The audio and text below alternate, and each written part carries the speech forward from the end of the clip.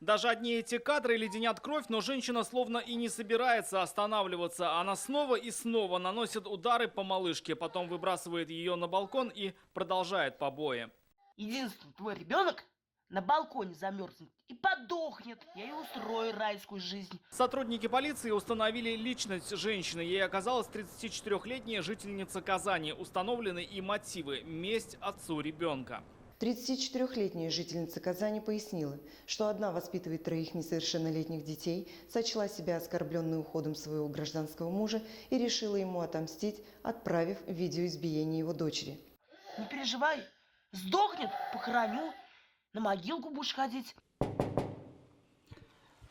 Ну а сегодня здесь не слышно ни детских криков, ни вообще каких-либо звуков. Дома, по-видимому, никого нет. Однако в глаза бросаются оторванная дверная ручка и следы ботинок на двери. Похоже, кто-то ломился внутрь. Судя по всему, семья была неспокойной. Но соседи, говорят, ничего не слышали и комментировать отказываются. Не слышали? Я не знаю ничего. Я недавно, я тут всех ничего не знаю. Однако есть и те, кто не боится сказать правду. Оказалось, что эта семья была на слуху, и шум из их квартиры постоянно обсуждали в общем чате дома. В чате писали то, что 3 часа квартиры, всегда что-то такое было. 3 часа квартиры, вот мне вот это вот.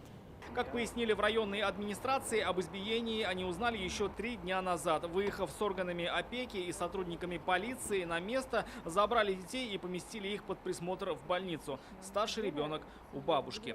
Отделом по опеке и попечительству направлено письмо в отдел полиции о сборе материалов для лишения родительских прав обоих родителей, а также было подано заявление в отдел полиции о привлечении матери и детей к уголовной ответственности. Следователи республики возбудили уголовное дело по статьям истязания и неисполнения обязанностей по воспитанию несовершеннолетнего.